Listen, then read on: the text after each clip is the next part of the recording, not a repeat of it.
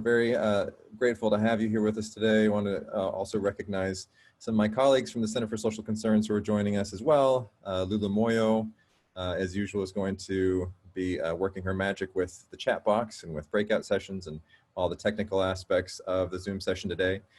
I want to remind everybody that the chat box exists and is a great place to be posting resources and comments along the way. If you also want to be connecting with anyone else privately, there's that option as well, or be posting anything for the whole group. And then also want to thank Patrina Keddick and Connie Mick for being here with us today as well. Appreciate them. As we begin, I want to recognize again the ongoing pain and uncertainty of so many in our community and nation and world as they continue to confront issues related to COVID-19 and systematic racism, including ongoing acts of police violence.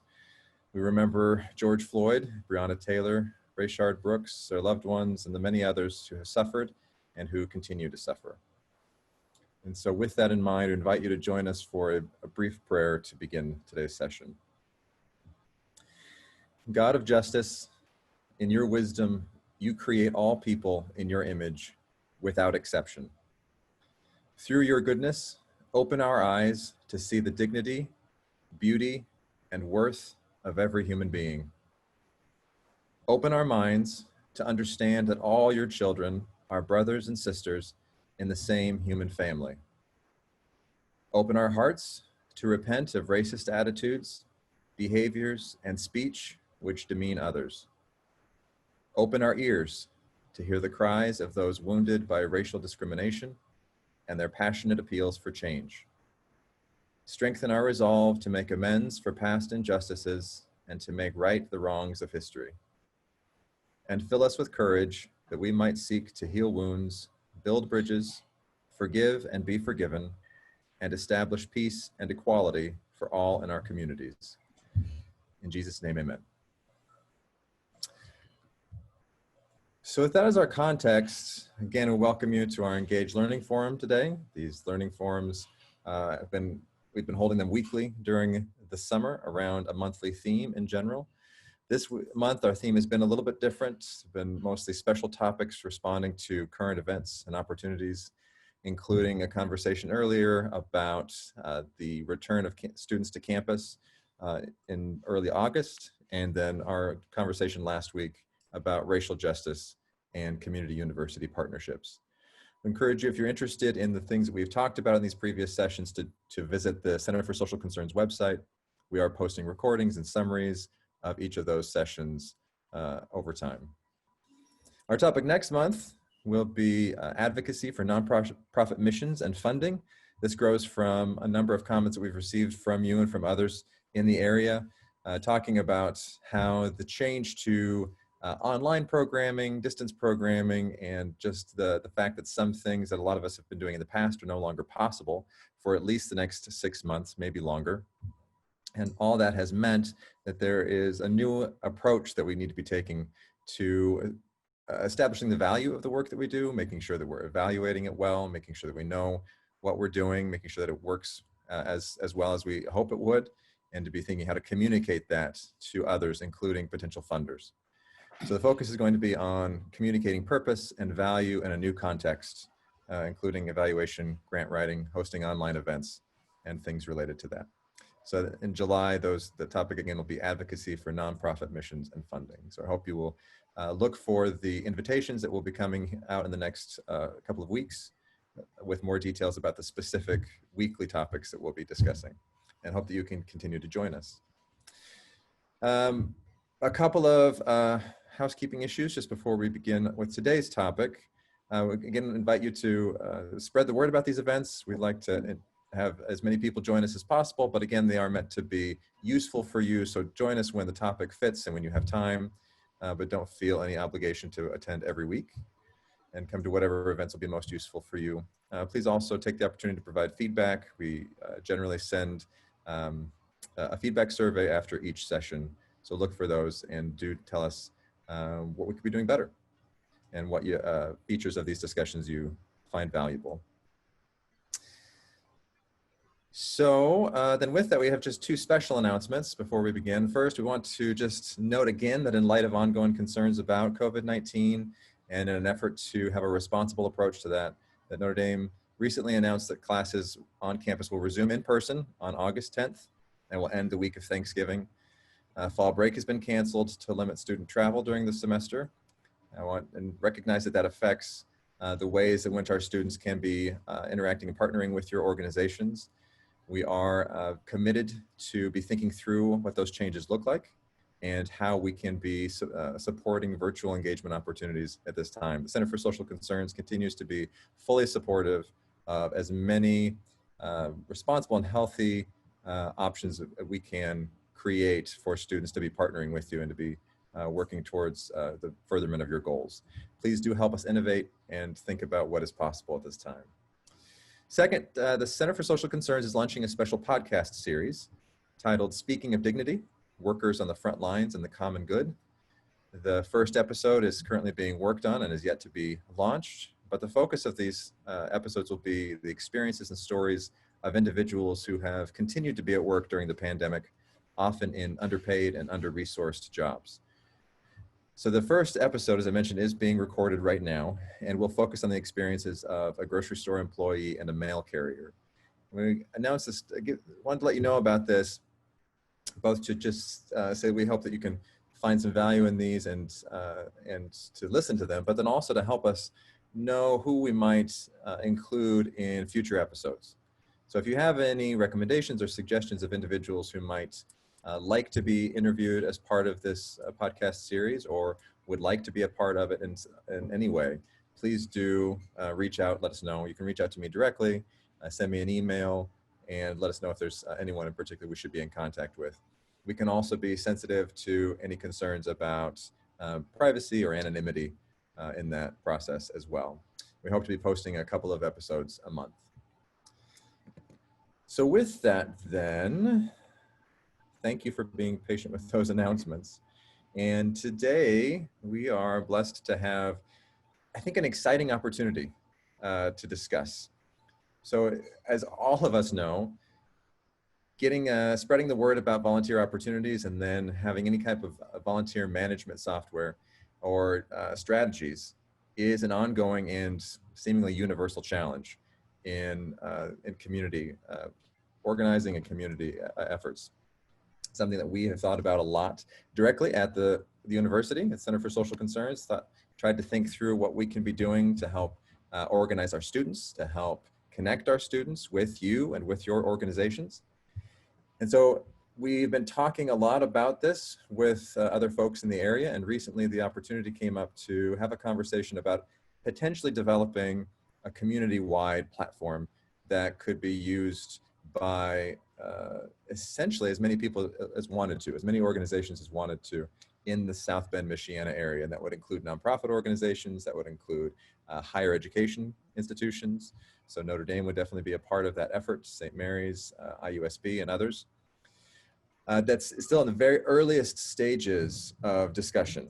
So we're not sure exactly what's going to be possible, but before we moved on any further, we wanted to come to you and have a conversation about what that platform can and should look like if it was going to be useful for you.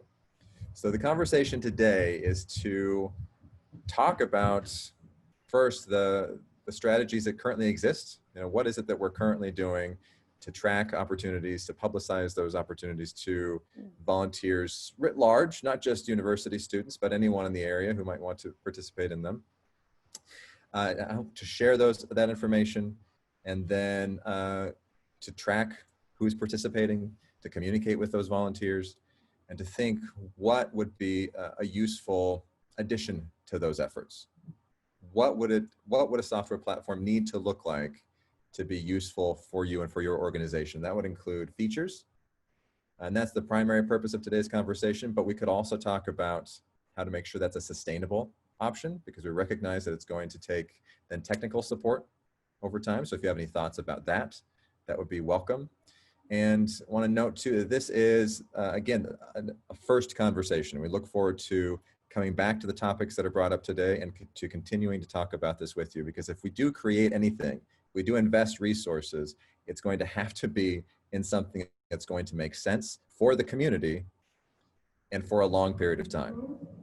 So we do want to make sure this is something that makes sense for you before we move forward any further.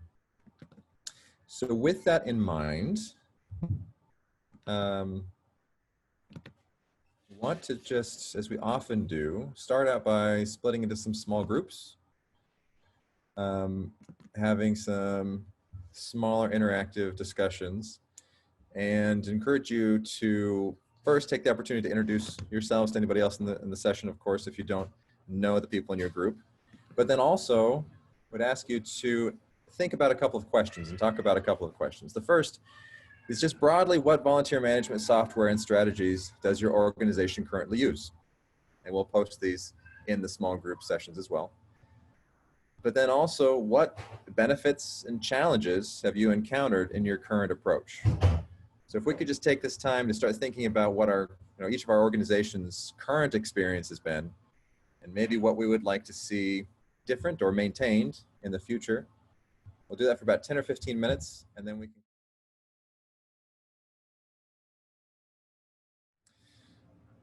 Welcome back. Thank you for being a part of those conversations.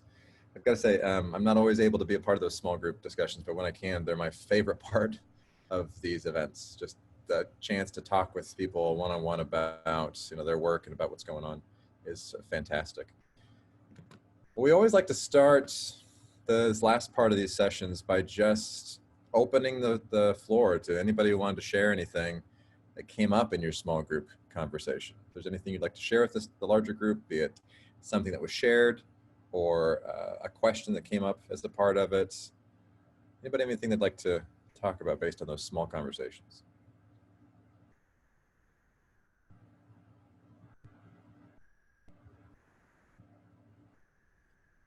I'll put in something. I have found it very interesting just to see how the different colleges and universities in the area. So I was speaking with Gail from IUSB, and just how they're approaching the academic year and things like that is very different from Notre Dame. So it's kind of interesting to know and see that.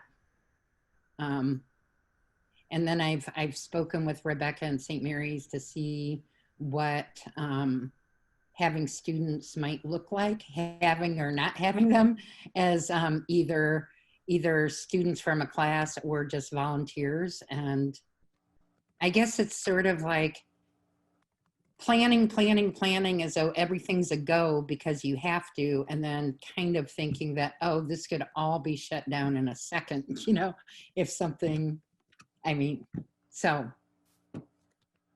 it was very helpful for me to talk to Gail. Thank you, Lou. And just one quick note, if you wouldn't mind introducing yourself, just sharing your name and the organization that you're with when you start a comment, that would be great. Ludy's with Boys and Girls Club. This is Rebecca from St. Mary's, and I was with Madeline and Allie from the Center for the Homeless and Hope Ministries, and it was really interesting to speak to them. I took some notes, and it sounds like Allie at Hope, they use Volgistics, and she finds it both, it's an online tool, and she finds it fairly simple but somewhat clunky. But one of the nice things is you can both create group opportunities and then individual opportunities.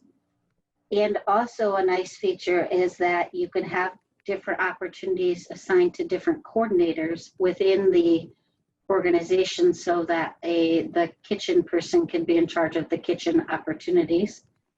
The other thing she said is that this logistics has the capacity, they don't currently use it, to track hours by having people check in and check out electronically.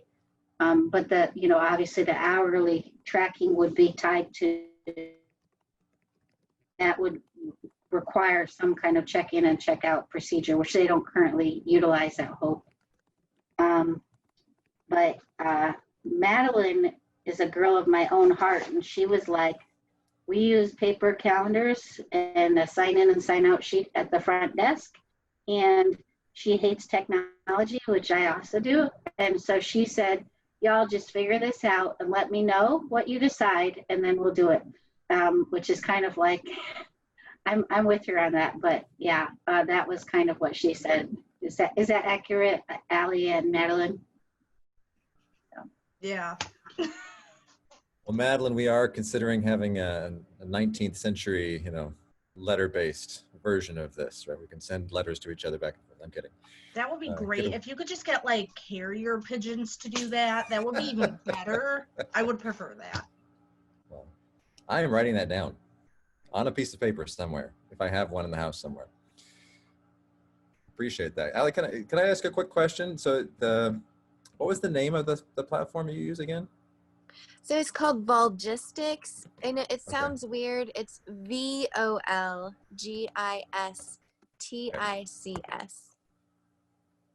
Yeah. Can I ask, so you said that it was a little clunky sometimes? Yeah, I think that's probably more on our user end as far as building the database from scratch. We've had a couple different users kind of tweak it, so some of the stuff is a little not connected, maybe, if that makes sense. So there's some customization that's possible on your side? Yes, you customize all of it, actually. So like if you're a hospital, and like you can customize it, and it's pretty shapeable. So would you say that you like the fact that you can customize it, or has it just introduced challenges in terms of consistency within the organization? So if I was more electronically data inclined, I probably would really enjoy that I could build it how I wanted it. But I don't really spend a whole lot of time on the platform itself to develop it a whole lot, because I'm more interested in, having people sign a paper that they came and hanging out with them instead. So if you were really driven to be about building a database, you'd probably really like it. Okay. Thank you. So please, if anyone else has anything they'd like to share, please bring it up. But I would also at some point just love to hear other people's thoughts about that question of customization. Would you want it to be, do you prefer something that's flexible, or something that you can just use kind of straight from the download, and just immediately not have to worry about, just learn the program and not worry about customizing anything, changing anything? Because I think too, we want to be really clear about who's going to be using this, right? That, Allie, I really appreciated your term there. If I was a more data-driven or technologically savvy person, but I think we all have to look in the mirror and realize that, I wouldn't know how to customize things, right? So just thinking about who's going to actually be using that, would actually use this at your organization, and would they be the kind of person who would want to be able to customize something? So if anybody has thoughts about that, or just any other thoughts, please feel free. Well, I realized I didn't really address the question when I talked before, but the database we use, the volunteer database, is called Bloomerang. We switched last summer, and so it's actually a platform that our fundraiser chose to use, and it also has a volunteer component to it. I'm guessing the community groups like we do need to track volunteer hours for grants and funding and all that. So it's really helpful because you can identify groups by school or age group, or that they prefer to work with, or time of day or day of week and all that. So so actually it goes into this system when they complete the volunteer application. So we went from the paper application to an online volunteer application, I guess late last summer. I don't know if that's helpful, but like, for example, I could, if I wanted to, and if I'm keeping up with inputting data, I can pull up how many hours St. Mary's students volunteered in the fall. And we kind of need all that, for a lot of the funding and grants that we receive at Boys and Girls Club. Great, thank you. This is Emily and Elena from El Campito. One of the questions that we had about if anybody has been successful in uploading or doing like a background check or criminal background through a database, whether it be like an online application where they do it all electronically, so it's not like link a limited criminal history check from the state of Indiana or something like that. That's our question. I would say Volgistics has that. It's a separate company that they like piggyback and auto populates your Volgistics database, but it's a lot of money, so we don't Okay. use that. Okay, got it.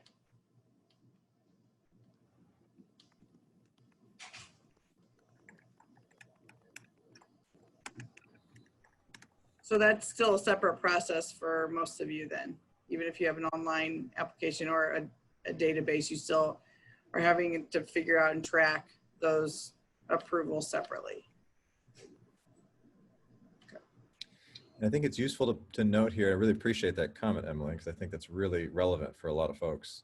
I think it's useful to note here that while we are thinking about what we could create as kind of a core freely accessible version of this, right? We could be thinking about, what might cost them, because background checks, I mean, they do take resources to run, right? So we could be thinking about some potential add-ons as well along the way.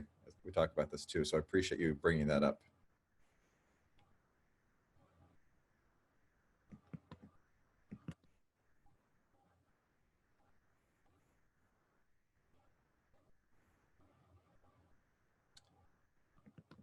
What else?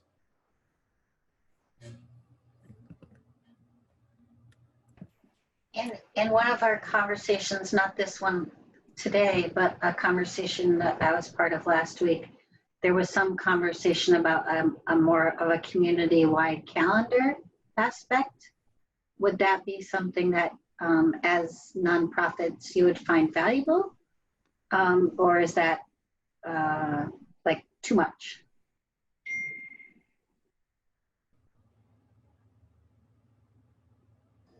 I think in terms of a college student, it would be good to have a community calendar, because let's say you have, a morning off of classes and you're like, I did that in college, like Wednesday evenings, I always volunteered in a housing project, but I planned my schedule around it every semester. And so I think as a college student, if you had a free Saturday and you're going to be in town and they were doing, a special project at the Boys and Girls Club and they wanted to sign up to do it, then they would already know that information. There could be a link there so that they could get connected. I think that would, I'm putting myself in a 19-year-old shoes that may not go looking for that information themselves, but would have it accessible. So Emily, I gotta say, are you putting yourself in a 19-year-old person's shoes or 19-year-old shoes? Because either one, they're going to still be a little rocky. Yeah. Either. Yeah. I have a question. My understanding was, David, that you guys were thinking of doing a database of volunteer opportunities, and my volunteers are all retired, and I probably use 120 people volunteer at Forever in a given semester. And many of these seniors are the people that are volunteering at St. Margaret's House and Rings and everywhere, all over the city, at all times of year, whatever. And I would like something that was accessible for those people too. So I wanted to put that out there. Yeah. And I get a ton of requests for volunteers because other organizations know that Forever Learning has all of these seniors that are active within the community. And we put out huge tables during our registration process of volunteer opportunities in the community. And organizations send us tons of information of, this is who we need, this is the kind of volunteer, this is, after school tutor, we would love to have, whatever. And then students, as they're looking through it, can decide what looks fun to them. they live to cook, so they want to do lunches at St. Margaret's house twice a week. They whatever. And I think if we could have that electronically, have a website, have a something, maybe even get the community foundation involved, and all, because they obviously are a clearinghouse for all of these not-for-profits, Right. that there could be a huge opportunity for people that really want to. Or like Emily said, well, I have afternoons, what's available? Oh, I'd rather work with kids than seniors, or I'd rather, be outside. Whatever, and have it all in one spot. That would be very cool. Thank you. And I think that's exactly what we are trying to think through. That kind of thing would be useful. So your comment is really helpful there. And I think too, I mean, as I've been thinking through what this might look like, and I think I hear this in your comments to this point, but there would be, you would want to have content that was publicly available for everybody to see. So if there's a common calendar, again, searching and trying to find an opportunity that would be of interest for an individual, but then maybe an opportunity to be connecting with another organization through the platform. They share something with another organization, whether it's, because I think there's the opportunity database, and then there's the question of the volunteer information, right? So you have your volunteers that you work with, you have the information about them that you keep. And I don't want to, we're not suggesting that you would necessarily need to suddenly make all of that available for every other organization, right? I mean, we would want to make sure that everyone still had control over what they did with their volunteer database, their personal volunteer database, but then make it possible to share information across organizations as well. So it's kind of like, as I've been thinking about this, and let me know if this sounds right to you, it seems like we would have like that calendar with common up with opportunities that everybody could contribute to. And then there would be an opportunity for maybe an individual to create like a volunteer profile for themselves, to indicate what they're interested in, that would be shared, that all the organizations could look at. And then an organization would create a profile that, so if someone just says, oh, I know I want to work with, Hope Ministries, they can just go and click on Hope and see just a page for Hope or for Forever Learning or El Campito or anything like that. Does that sound reasonable? What do you think about that as a general approach? Go ahead, Rebecca. Oh, well, I was just thinking about Paul Go, my father. And since he retired, he volunteers at Hospice House, and he volunteers at the soup kitchen at First United Methodist Church, and he volunteers someplace else, I'm not sure. And so like for him, I think that he has thus far done a volunteer application at these different organizations and a separate orientation at each organization, and separately schedules these opportunities with these organizations. And he's fairly tech savvy, although he doesn't care for it a lot. He sends me the funniest text messages, but he would probably, like, it would simplify his life if he had a single application or single profile that then he said, okay, I'm going to volunteer with Hospice. I'm going to volunteer with First United Methodist. I'm going to do this. And then, whatever the internal requirements of those organizations, I know he'd be up for that.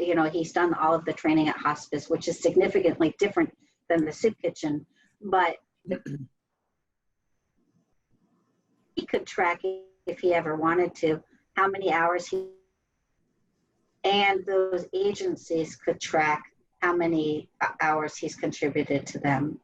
That's kind of what I was hearing anyways. I was gonna say, that would be a huge motivation to get people to go to other organizations too, because their information's already there.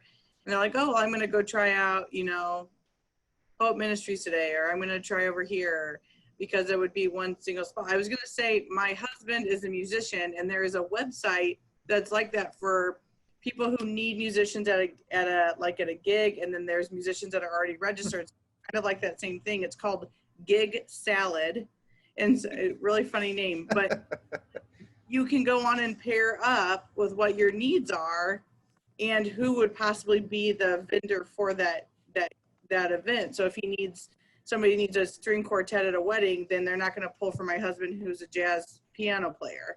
It's going to be a different mix. And I think that's helped him get to different areas in town and people to get their needs met when they didn't know where the string quartet was. So I think that would be, if you have that for volunteers, I think that would be huge. It would make me want to volunteer more because that would be one spot to go to. Absolutely. Well, it would be like a common app, right? With one background check. I mean, just like for college, yeah. See, I'm not sure. I believe Boys and Girls Club has to run their own. We have to run our own. And I do know, and I'm guessing someone else may know this, you can do a free like county check, I think. But we have to do, ours are kind of extensive, but I think that comes from national, from the Boys and Girls Club. Ludi, are you saying you have to run your own background checks? Yes. Yep. Yep. Mm-hmm. Yep. Yeah, and I think, again, the idea would be, what could we do that would be kind of a common foundation that, just kind of basic information about a person, that profile on that application. And then if there was an organization that said, well, we need something more in addition to that, of course, you'd be free to do that on your own. But so we would need to talk about what that kind of common application would look like. But it would be a step at least. And I think, potentially a big step. And obviously this is going to differ for different organizations. I mean, one of the reasons I wanted to have this conversation, why I'm glad to see a mix of different people here, is that, larger organizations may have a different perspective on this than a smaller organization that maybe doesn't have their own tech support people. So, so I appreciate these comments. Hey, Dave, I was also going to reaffirm what Ludi said. With IU South Bend, we don't accept, even if our student passed, a background check with Boys and Girls Club, we have to do our own. But I'm getting some ideas. It sounds like, I know I get a lot of nonprofits will ask me, do you have a student who can do web? Exactly. And so it might be helpful for the nonprofits if we could, when the students are completing their volunteer application or profile, they click the different skills that they have. So that way the nonprofits could look for the students with, are they bilingual? Yep. Do they have web skills? And then from the students end, Eve got me thinking about the fact that we should also probably organize the volunteer opportunities by subject. So if I just want to work with kids, but I don't know what the organizations are, or I want to work with the poor, or so I think as we're thinking about developing this, we also might want to think about the different buckets to put these things in. So this is super helpful. Availability, if someone's only available on Tuesdays or Thursday, you know what I mean? That's helpful. And just to have, so, I mean, going back to the idea of sort of a calendar, it would be really nice to have a common calendar with all the fairs and community things that each institution in town or whoever, or partners, community partners, is having, because over time, I've done pretty good at reaching out, and I think I have a pretty good, idea. But if it were just all in one place, that took like reaching out each time, and it would be so nice to know, oh, well, Reigns of Life is having this, like all on the same calendar, you know what I mean? This event that day, because maybe we'd have ours a different day then, Yep. Eve, were you going to say something? I completely agree. So then as I plan a special event, I know when Reigns of Life is, and I don't plan mine the same night, which I have done. And secondly, a lot of times volunteers are like, wow, I'd love to help, but I can't be there every week. Is there, a one-shot deal? And from an organization standpoint too, I need volunteers twice a year, and I need 20 all that same night, for that big event. And, that would be great. Maybe that's how that calendar works, is like instead of the newspaper volunteer needs, you know, it just Yeah. kind of be that calendar, like here we need this and here we need this, or if there's the ongoing things, those can, it's that hub type of thing where they can see the different types and it, like at the newspaper, but just in one area, have everybody that's got everything going on at the same, you know, at one time, versus seeing real services come up or the Humane Society, there's spotted 1 or 2 or 3 in the paper at a time. This hub or whatever could be that one-stop shopping, you know, Yeah, with everybody exactly. having their organizational needs and such kind of listed, what their volunteers do. That would give them a good idea to, oh, they could cruise everybody, see what they like with all of us. Perfect. That's great. Thank you. I want to be conscious of time. So I want to just say one quick thing and then ask kind of a final question. So I'm hearing what you're saying, and I want to continue to have some conversations with, especially with a few of you afterwards. But if you have anything you'd like to add to this conversation, please do contact me directly, because I think what we'd like to do is kind of compile all of the things that have been brought up here and then share it out broadly in a survey so people can indicate, yeah, my organization would really find value in X, Y, and Z, and maybe less so in A, B, and C. And so you can identify the things that would be of most interest to you.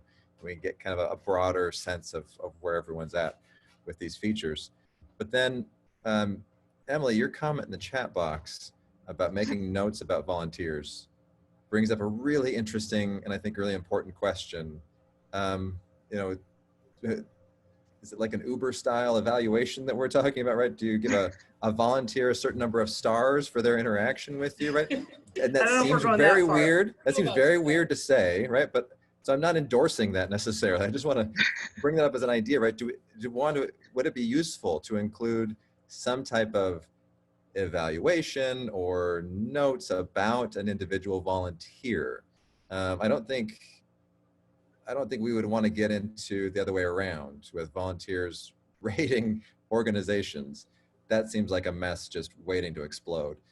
But would we want to have something that could be privately shared, and not publicly, right? Wouldn't want anybody to be, you know, have a scarlet letter on their volunteer profile, but would we want some type of communication across organizations about individuals? I think just a question on the form that says, have you volunteered at other places? And then if they put down where, then I can give Emily a call and she'll say, you know, great kid, but he never showed up, you know? Okay. And then I sort of like like a job reference instead of, yeah, because I think the liability there would be a little deep. Yeah, rather than a public, even to us, saying like, wow, like Joe really sucked. Like no one's gonna want to have him, and this Joe kid, he won't know why. You know, I think like doing more of like, hey, you know, Allie, this guy volunteered at Home Ministries. What was he like? Doing more of like a call email system than like having a rating. Okay. Public thing, even to us in the portal, like, because we don't want to steer clear of that guy. And Don't he know could who just- Joe Buchanan is, but he's feeling attacked right now, he said. Oh, I mean, is there a your Joe on assessment the- of me I'm isn't so wrong. sorry. It's Oh not my an God, that's so incorrect embarrassing. assessment of me, but I am so sorry. And this, can we edit this part of the recording out? I think we're maybe- pulling that part out as a meme and just sharing it broadly. you were spot on. It's absolutely fine. I'm just Oh my joking around. Okay, let's Joe never change shows name up. to, Joe like, never shows now. up. Joe never shows up. Okay. I think Yeah. that you guys so- have hit a good point that a lot of it's going to have to be discussed in terms of privacy and what you're all willing to share with each other and what the volunteers are willing to share with you, and all of those kind of things are going to have to be controllable and discussed in certain ways. I think the job application checkbox is spot on, but then like you should be able to keep internal notes about the volunteers as well for yourselves. And that gives you that leverage then when someone calls to ask about somebody like that. But then, you know, do you want other organizations to see who's volunteering with you? Do you want to see what other organizations, who's volunteering with other organizations? And then like how finite control does everyone have over all that stuff, are all like details of a platform that would have to be kind of hashed out, I think.